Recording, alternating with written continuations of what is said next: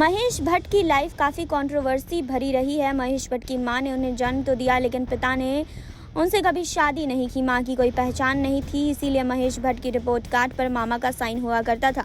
Surname लिखते हुए उनका हाथ कांप जाया करता था। मुंबई के शिवाजी पार्क में क्रिकेट खेलते हुए और नेताओं का भाषण सुनते हुए महेश भट्ट बड़े हुए और फिर उनकी लाइफ में वो फेज़ भी आ गया जब उन्हें भी किसी से प्यार हुआ।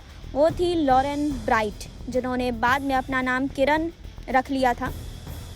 जी हाँ, आपको बता दें कि महेश भट्ट ने अपनी लव लाइफ का किस्सा खुद सुनाया था। उन्होंने बताया था कि मैं स्कूल में पढ़ाई करते हुए ही काम में लग गया था। यदि मुझे लगता था कि मुझे ये करना है तो मैं उसे कर लेता था। स्कूल के समय में ही मैं गर्मी की छुट्टियों में काम किया करता था।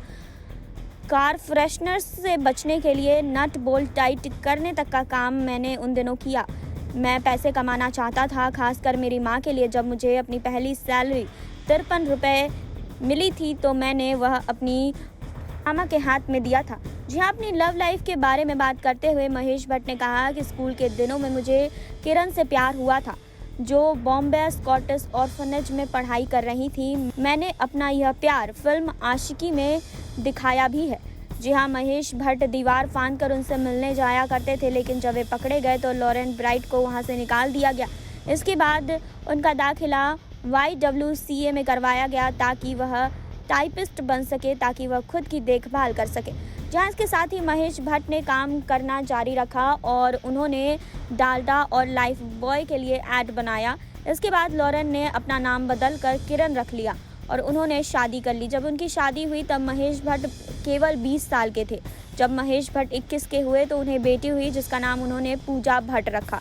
कहते हैं कि उनके रिश्ते में तब खटास आ गई जब महेश भट्ट की फिल्में एक एक कर फ्लॉप होने लगी थी और उस वक्त परवीन बॉबी के साथ रिलेशनशिप की अफवाहों ने काफ़ी जोर पकड़ लिया था।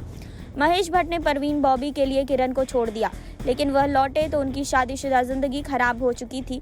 हालांकि महेश अपने बच्चों और वाइफ से तब भी क्लोज थे और उन्होंने अपनी वाइफ को कभी तलाक नहीं दिया। इसके बाद महेश की मुलाकात सोनी राजदान से हुई, जो फिल्म सारांश में नजर आई। जब वह महेश भट्ट से मिली तब 3 फिल्मों में वो काम कर चुकी थी। चर्चा है कि सोनी राजदान के साथ महेश भट्ट को जीवन के नए सिरे से देखने का नजरिया दिया, लेकिन वह अब भी अपनी टूटी शादी और परवीन के साथ रिश्ते को जख्म को भरने की कोशिश में लगे हुए थे।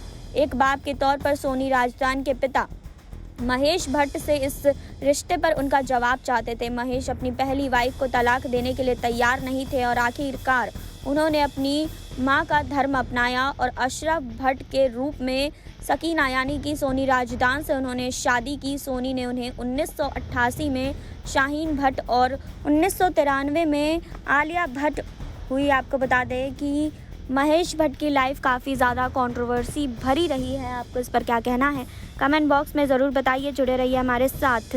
नेक्स्ट 9 लाइफ से सुरभि की रिपोर्ट।